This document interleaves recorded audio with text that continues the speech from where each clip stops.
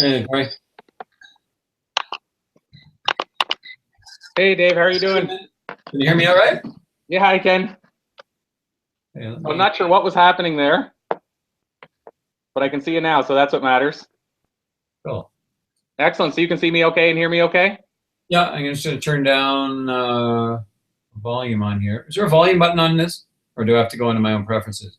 I think it's on. Let me just check here. I think it's what I usually do is, yeah, I think it's usually on your own, like on your PC itself.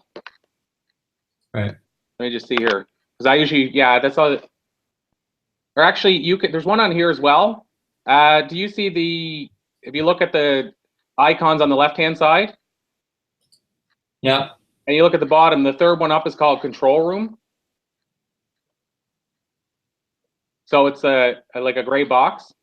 Sorry, on the left-hand side? So yeah, it should be on your left. Hopefully it's showing up the same way on yours as mine. On mine, I got a Google icon and a screen share and a showcase, like a couple of yellow tags. But I got the mic, turn camera off, adjust bandwidth usage, settings, and leave call. So, oh, you know what? I can adjust yours, I think, Dave. But I did it in my own preferences, so I'm good. Okay, I was just gonna say I think I can adjust yours, but yeah, okay, as long as you have it, that's what matters. Okay. Awesome. So very cool stuff. So we're already kind of, I guess we'll say live, but of course I'm gonna edit this after anyway, Dave. Yeah. And so all I'm thinking is like just a half-hour conversation, if that works for you. Yeah, sure. And I'm just gonna make you. There we go. I had myself as the larger one, so Yeah. that's not very helpful. It's all about you, eh, Corey? That's why I had to change it, so it was definitely not all about me. Just gonna adjust the lighting a little bit here. Yeah, no problem. Awesome. So if you are okay with it, I'll jump right into things so we maximize time. And Yep. like I said, I'm just going to ask you about just a conversation like we've done on the radio show. So I'm just going to ask you about your story, how you got into speaking, and then just ask you about some of your experiences in speaking. Yep. Because the idea is to try to share insight to viewers and listeners about the speaking industry and the trade of speaking. Yeah, okay. Yeah, so if you're all right, like I said, I'll jump right into things after I have my little drink of water. Yeah, right on.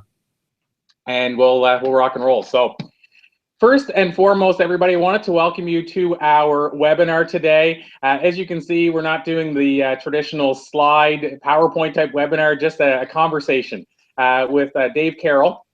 So Dave Carroll, a lot of you may have seen his video, United Breaks Guitars. Seeing that, I guess, and I've heard guesstimates like 100 million people may have heard that story. I would guess that a lot of people, when I say that name, know exactly what I'm talking about. And if not, they can definitely go check the video out now. So, but in the interim, Dave Carroll, we've had you on our radio show in the past. We've had you in our publication. Actually, we profiled you in one of our books. I love your story, as you know. But Dave, I'd love to today, since we're talking about the industry of speaking and how people launch their speaking careers, I'd love to ask you first and foremost a little bit about the United Breaks Guitar story in relation to how it, I guess, opened up this whole new speaking career that you probably never thought was going to happen. Yeah, it's exactly true. When I was playing with Sons of Maxwell for all those years, my brother Don did most of the talking. And so when United Breaks Guitars went viral, not too long after, maybe about a month after, I got my first call to do a speaking event. It was in Colorado Springs, and I went down there and had never done any speaking and had 2 weeks to put together a 40-minute keynote. No guitar needed, they said, but I did incorporate the video as the opener to my talk, which I still do. So that was a good first idea I had in speaking, but very nervous about it. I didn't really know how to approach it, and I've learned since there's a real skill to it. And all told, though, I felt I did fairly well for my first example, and it was sort of a baptism by fire because it was for a company called Right Now Technologies, and they were having their big flagship event of the year, and this was going to be the opening kickoff for what would set the tone for their whole conference. And they ended up being sold for $1.5 billion about a year later. So they're a big brand with 700 of the biggest brands in the world, and I haven't looked back. Wow. So I guess, Dave, the speaking world, it kind of opened up a new, I'm going to say, a new journey for you, a new adventure. But now the interesting part is part of the speaking field is traveling. And that wasn't something that was new to you because obviously you're traveling with the band. I know that I think part of the idea when you were slowing down on the music side was to maybe perhaps travel a little less. So for people that are thinking getting into the speaking field, what are your thoughts on that? Is it something where you feel the travel side is something that you might as well enjoy or accept as part of it, or do you think it's I guess feasible for somebody to carve out a great speaking career without traveling? Like, what is your experience so far in the traveling side? Well, you hit the nail on the head. As a traveling musician, I was used for 20 years. I was traveling with Don and the band and stuff. And I have to say that as a speaker, the traveling just doesn't compare. Musicians have a lot more to worry about when they're traveling. You're doing a lot more work in vehicles with everybody. You're sharing a room most times.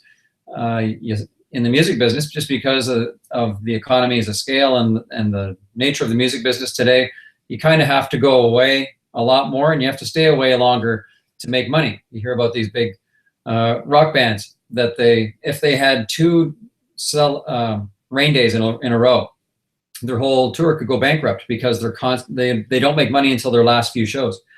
And so as a speaker, the beauty is you're only ever usually gone for 1 or 2 gigs, and then you come home and you recharge and you head out again, and you don't have that 3 weeks of 27 speaking gigs in 3 weeks or something, unless I don't anyway. But the traveling is a lot better. Typically you fly places, and one thing I like is that if I get invited to do a speaking event, it's usually at an event where people are trying to attract delegates, and so they have a nice hotel and they have a nice city to go to, and I've done a lot of traveling, but there's still a lot of places I haven't been. So my wife will often indulge me to enjoy an extra afternoon or something if I'm in a cool spot. Awesome stuff. So, and I do the same. I've heard before of these staycations that people are getting into, and I've been calling them pleasure trips. Yeah. This the idea of mixing the trip where somebody's flying me somewhere anyway and adding an extra day or tacking a day on. So I love that, Dave. And I think that's one of the great, I guess we'll say, niceties or benefits of the speaking field. Getting into the more, I guess we'll say, business side or seriousness of the speaking industry, you had a story, obviously, to hang your hat on when this all sort of transpired. If you were talking to a speaker today and they said to you, how important is the story? What would you say to them? How important is it for somebody to have either a story or a theme to kind of wrap their points around? I had this 1 in a billion experience, so that's been the foundation of it on pretty much every speaking event that I've done, and I've worked hard to try and turn it into something other than just that story. But your story, and I talk about this in my talks, is everything. Your story today is more important than ever before, and that your success as a speaker or in any business or brand is really dependent, and it's directly proportional to your ability to tell an effective story. Because what else, if you don't have that, allows you to stand out? In my case, I often ask my audiences, who here has had a bad airline experience? Everyone puts up their hand. So technically, why should I even be there? If millions of people have had the exact same experience as I have, what value can I offer? And what I hope they get by the end is that I told my story in a creative way that stood out over all the other millions of stories. So it's really about effective storytelling. And so, Dave, on the book side, so you hear a lot of speakers become authors. I know you had a great, I guess we'll say, fortune to get introduced to Hay House Publishing, which I'm sure a lot of our viewers are familiar with Hay House. I know I have been for years. And I think anybody going to the speaking field or the thought leadership field, if they don't know of Hay House, they should look them up right now. So what I'll ask you, Dave, is how important is it or how beneficial is it to have a book to add on to your name? Meaning, as a speaker, do you find that, because you've had both experiences, you had a pre-book and then you, of course, had the post-book experience. So how big of a boost was having a book in? In my case, it didn't really have that big of an impact because I already had this billion-dollar experience, right? There was all that publicity about who I was and that other people were telling my story. But if you're trying to get out a message and you want to stand out, a book is a real credibility builder. And anybody that's got a message, there's no better way to get it than to get in front of some people and then make sure they leave with the book if you can, even if it means breaking even. I sort of suggest, if you can, get people to buy, at least at cost, your book, because you get that coffee table factor that they say where someone can leave and say, I saw this great speaker, but if it sits on their coffee table at home, maybe 10 or 20 other people or a doctor's office or something, well, pick it up and you never know who's going to get the message at that point. So it tends to be a credibility builder, especially if it's a published book, a legitimate publishing company. That seems to be it gets more credibility from buyers. But I really don't buy that. There are certain advantages to having a publisher, but in today, I think all publishers really expect you to drive the sales. It's not so much what they're prepared to do for you, but what can you do for them, and they'll facilitate certain things. But it's really on you. Yeah, and I guess at the end of the day, it's changed dramatically to the extent that there's probably a smaller gap between whether whether you have to have a major publisher or not. But at the same time, they maybe because there's less publishers, less major publishers, they can sort of ask more from you if you're going to have that opportunity to be with a major publisher too. They're in a better position maybe in the sense that there's less of them. So if you're with a Harper, if you're with a Random House, and some people might say, well, you're lucky to get that publishing opportunity. So maybe they can say, you're going to do a lot more of the marketing because we're giving you something that maybe a self-publishing entity can't do. Yeah. My experience is really limited, though. And in the case of Hay House, I think they'd be the first to admit it, because they said it at a public event where they were entertaining hundreds of people that wanted to get book deals with them. And arguably everybody in that audience had a great idea that could be turned into a thesis, which could become a book. And they basically said, no matter how your good idea is, we will not publish you unless you have a following. So they want to know that you have a social media brand going, and that ideally you've got this nice collection of people that are following you, so that when you have the book, it's just an easy delivery to those people. And so you could have the best idea in the world and go to Hay House, and they would say to you, do you have a social media following? And if you don't, they're not going to do it. Wow. And so that brings up a great point too, Dave. Before I go in a direction, because I want to ask you about some of the, let's say, maybe challenges you faced in maybe setbacks, missteps in the speaking field, but also some successes, some key things you've learned. But before I go there, you kind of triggered a new question as far as your following. So I've been, in the last couple of years, really focused on building my newsletter tribe. And my early career, I had a newsletter tribe, and I now kind of kick myself for how long I waited to get real serious about it. Yeah. So, you just kind of mentioned the idea of Hay House. I mean, they're obviously going to be a lot more interested in Corey speaking in the first person if I can say, okay, well, I have 10 or 15,000 people on my newsletter. Yes. Than if I come with no newsletter. So how important do you think it is as a speaker? Because there's other benefits of having a newsletter, i.e. letting them know where you're speaking, letting people also know what you're up to, sharing insights so that later they might want to grab more of you or attend a public seminar. So how important do you think it is, Dave, or how, I guess, much focus have you put on the idea of building, whether it's a social media following or a newsletter? I've always understood that, I guess, my success depends on the fans, and with music, Don and I always went into the crowd rather than backstage to have a drink. We would go out and say hi to everybody, because to be honest, I always thought this is the day no one's coming to see us anymore. And we always talk, if we got a good turnout, I was always humbled by it and always appreciated it. And social media is the same thing. You have to appreciate the people that are paying attention to you, because they have a lot of other options, and you also want to develop that relationship more. So I try and stay current and create conversational topics and invite people to share their ideas, because social media is a conversation, not a one-way conversation. And it's very important. But still, I'm a big believer in content, and that the cream rises to the top. So you can have a lot of people following you, but if you don't have good content, they won't be hanging around for long. So the good news is, if you do have a lot of people following you, it might be because you did something good, but you also have to keep wetting the palate for more people. And now, how about as far as finding clients? Because a lot of people had asked me about how do I get into the speaking field. I put out a survey and I asked, what are your key questions about the speaking industry? And probably one of the most common questions is, how do I find an audience, or how do I find somebody who's looking for a speaker? And of course, Dave, you probably experienced the same. There's also, which people don't realize, levels within the speaking industry. So there's, you can find an audience that has an appetite to bring you in for no fee. You can find an audience that has an appetite to bring you in for a small fee or an honorarium. And then you can find an audience that has an appetite to bring you in for, let's just say, a full fee or a higher fee. So when people say to you, and I don't even know if you've been asked that question, but I get asked a lot, how do you find gigs? And I'll use that term because you have come from the music and speaking background. Is that something that's kind of you've built it and they've come to you when it comes to the story, or do you do anything proactive, or what's been your experience in terms of landing gigs?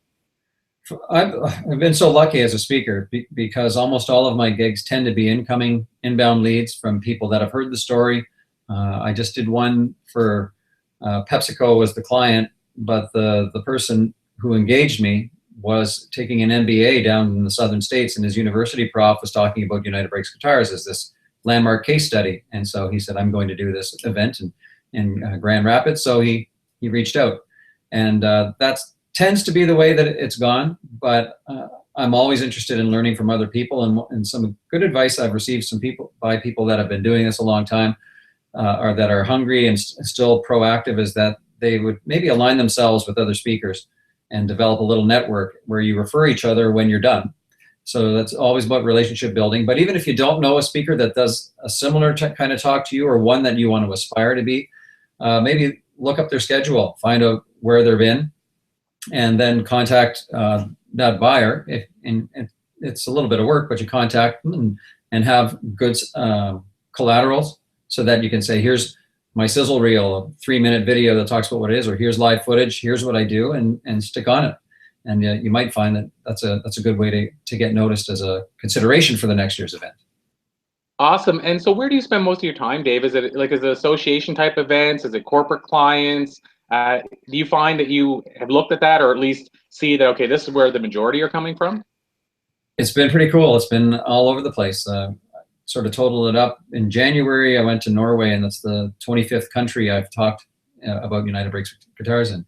And it's literally been every type of event, whether it be social workers or, Fortune 100 companies, Microsoft, things like that. And the message seems to suit all the clients that I spoke to, because I really talk about universal truths rather than one specific thing.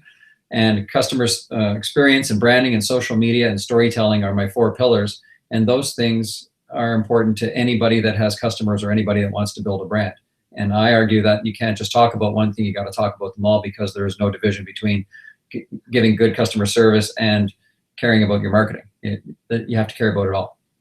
So a good story then, what I'm hearing too, because I mentioned earlier about the importance of the speaker's story or the presenter's story. What you've experienced, I mean, I guess you can validate this, is that a good story is timeless. Is that safe to say?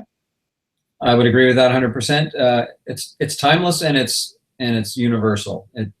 A good story should be able to be told to people from different cultures and different age groups. Everyone can be in the same room at the same time, and they should be able to experience the story maybe a little bit differently, but fully. And I noticed that as a musician, when Don and I first started off, we were playing a lot of traditional East Coast stuff at a time that it was just becoming cool again. So we found that we were playing in bars that had young people and 65-year-old people, and they were all enjoying the songs at the same time. When that wasn't cool when we were doing that. That just wasn't done. And for the first time in my life, I was pretty young at the time, but I just sort of grew up with this idea that yes, everybody can enjoy something if you shave off the edges, the offensive edges to any one group.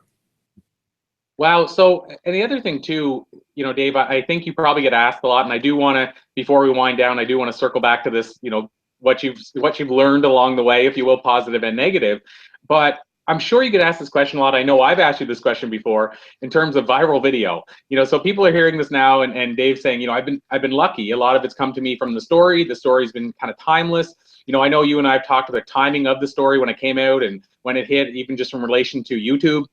But I'm sure people ask you still, how can I strike on this story that's universal and connects with people? And, if we look at the new, I'm sure you've seen the Chewbacca Mom video or heard about it. And, I heard that had something like 100 and some million views on Facebook in 2 days.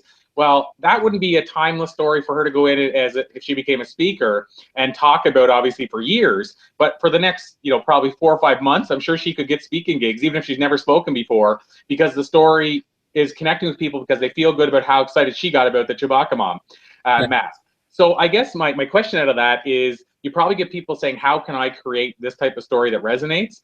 And do you have any answer to that, Dave? Or do you think you had this one thing that you were kind of fortunate happened to you at the right time? There's some of that, but I had been a 20-year professional singer-songwriter, and I turned to something that I feel passionate about that never felt like work. And I brought in some really talented friends, and we made a music video that looked good and sounded good at a time when a lot of the content on YouTube was kind of crappy. And that made my video stand out. And so again, it goes back to content and creativity. And if I had, there have been people that have tried to do viral videos about airline experiences after, and they haven't gone very far because I guess mine was one of the first, if not the first. And so you can't copy somebody else. You can't look to somebody else that's been successful and say, well, I'll do that too. There is a whole host of ways that you can be creative in your messaging. You can think about the length. I think United Breaks Guitars would have been too long today. It was probably like 5 minutes. That's probably too long. But yeah, little things like ask yourself, what never feels like work for me? What am I really passionate about? And make sure you communicate that, because that's what people bought into too. I think my story resonated with people because it seemed authentic, and everyone has had that experience. It tapped into something that everybody had felt.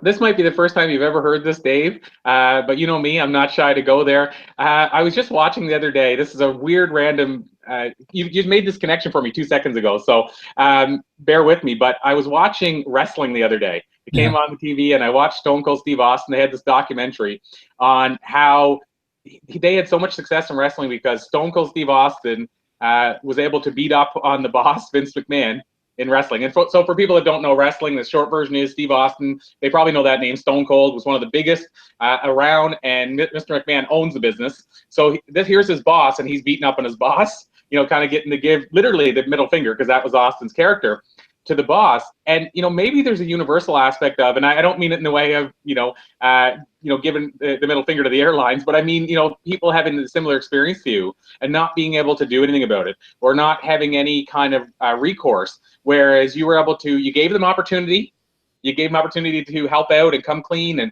and try to make it right. But maybe people were also rallying along. Somebody finally was able to say what we were feeling and put it into this form. Do you think there's anything to that as well? Yeah, 100%. In the first week of the video going viral, I think I received around 10,000 email.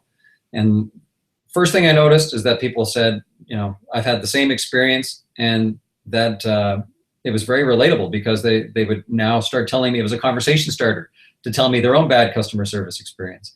And it also showed me that that I sort of had an opportunity to take something bad that happened to me, and from this platform I was given, maybe remind people that they have a story worth telling too. Because what I also heard was that people were communicating that they said, I wish I was a musician, because then I would be able to do something too. And they missed the point that this isn't about a musician use the only way to reach people.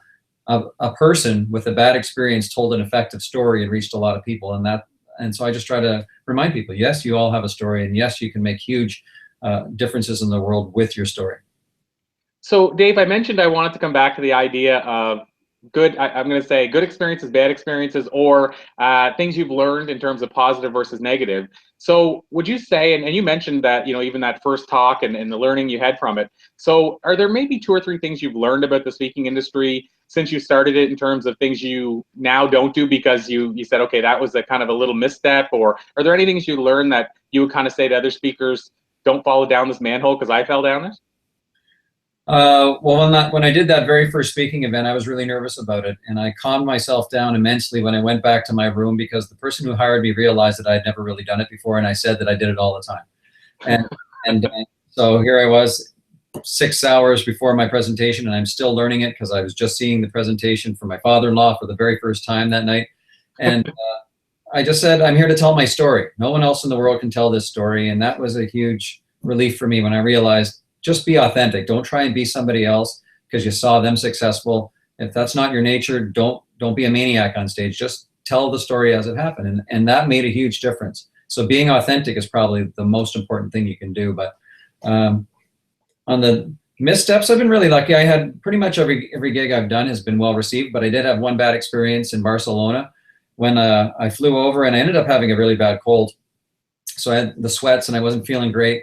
But it was speaking to 1,000 Spanish-speaking CEOs, not really any English in the crowd. And I walk on stage, and they had 2 big projections of my face on either side, and it was being translated. And so I came out and I gave a couple of jokes right off the get-go, and there was like complete dead silence, straight face, 1,000 people, and I thought I'll just wait for the translator to catch up because surely this is funny. And the translator either didn't find it funny or was a bad translator. So it was this painful experience of waiting for people to laugh and then waiting another 5 seconds. And then I heard the translator stop, and then it was still dead silence. And then I felt 2 drips of sweat go down my face like this.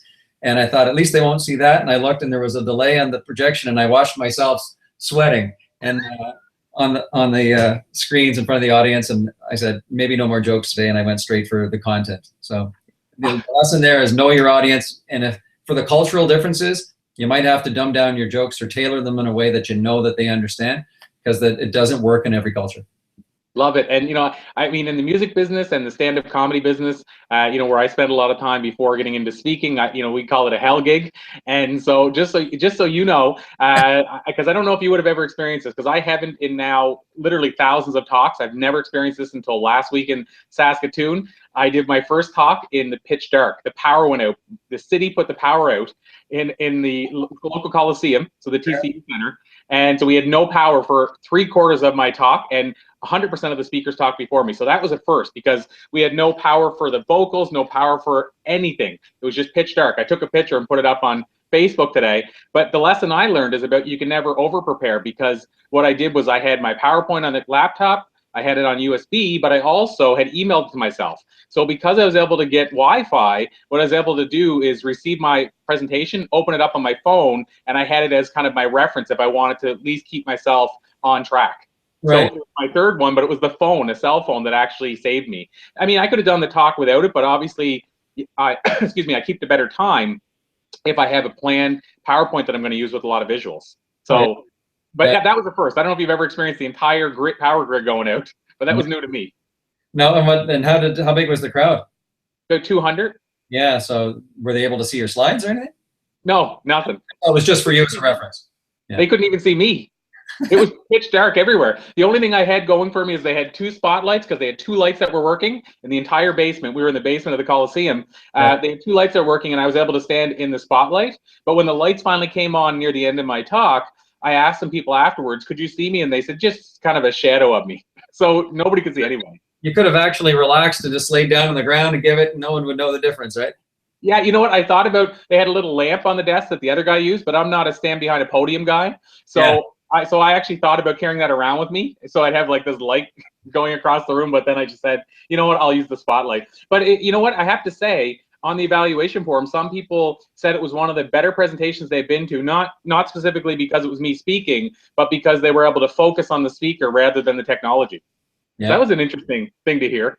Yeah, well, to your point, that's probably a lesson. I never really used slides that were very information rich for that reason, because the studies have been out for a long time that if you give people an option to read versus listen, they'll always read, and they'll read ahead too. So I use the slides, just maybe some rich graphic of some kind to illustrate a point I'm making, but people sometimes rely too much on the slides. You know, I love that you said that, because that was a lesson I learned about halfway through. So we're talking after years, like 5-6 years. But I heard that Steve Jobs is one of the best presenters in the world, bar none. And I kept saying, why is that? What's he do differently? So I started watching his videos on YouTube, and I noticed that he had a lot of graphic rich or visual slides, and maybe let's say 2 words on the entire slide. So I will say my slides years ago were converted to that, so I don't have any bullet points, but I spent quite a few years with the bullet points and not realizing that instead of me becoming the presentation, the slides were. Right. So like you said, they'll focus on the reading quicker than the person. But I think if you have a visual, like if I have Dave Carroll on the screen, which I've had telling the United Breaks Guitar story, not doing it probably justice like you would, but at least sharing the story, and I'll have a picture of you, maybe and me on the screen, and that will be the whole slide. Yeah. So that way, like you said, if I can't deliver the presentation, well, it's not going to be the same as if I had all these things, I have to read them from the slide. So I love that you shared that. Michael Port is a popular speaker, and he comes from an acting background. So I think he advises people to maybe don't use slides at all, and just use your presence and your position on the stage, and that sort of background. And that's effective. But I heard him interview Seth Godin, and Seth Godin uses all sorts of slides, right? And just 2 different approaches. Absolutely. And you know what? I've done many presentations without slides. I've had clients that have requested it. But if you give me the choice, and if I do have the option of a slide, I think it gives somebody the visual to remember the story. So if I had a picture of, a spider on the screen and I'm talking about some sort of spider story, I think some people learn that way. They retain the story based on thinking of the spider. So it's kind of worked for me. It sounds like it's worked for you, but absolutely, I will say I've heard many different options. But the one thing that seems to be now that people aren't looking for is definitely bullet point filled slides. Yeah. So, and like you said, studies have proven it. So my last kind of, I guess, key question, Dave, we talked about that situation where you gave us that example of what to do when it comes to humor and maybe think about presenting a joke in a certain way. Maybe I'll ask you the other side. So you said you've had a lot of, you've been fortunate, you've had a lot of talks that have went over really well. So have you noticed one or two things, whether it's creating a certain experience with your talk, have you noticed one or two things that maybe resonate with people, or things that you say, you know what, I always do that in my talks because I know it works or it resonates or it gets a good response? I found that I like to bring my family into it, personal stories. It really makes the presentation authentic. And I think people really appreciate that. And I found just trying to be humorous the whole time is probably not as effective as being a little bit vulnerable. Like Brene Brown, her presentation on vulnerability is so important. So if you can allow people to see themselves in you by being vulnerable, so I tell some emotional stories too. But I find that if you like a good musical show, if you take people on this type of a emotional ride, it's how you make them feel at the end, that they remember. And the difference, if you can bring them up here and get them to laugh a lot, but then you get them down here and get an emotional moment, this is what they remember. And it's much more effective than just trying to make people laugh the whole time. It's that difference between the highs and the lows. And if you can get them there very quickly, a humorous story leading to something more emotional, that's really impactful. So Dave Carroll, this has been a pleasure. I mean, the one thing I want to ask you before we let you go, because you've given us so much great insight, especially for somebody that's either in the speaking business or wanting to get into it. So I want to make sure that we highlight you for a second. So what do you have, I guess, coming up in the near future? There might be somebody that's watching this that hires speakers.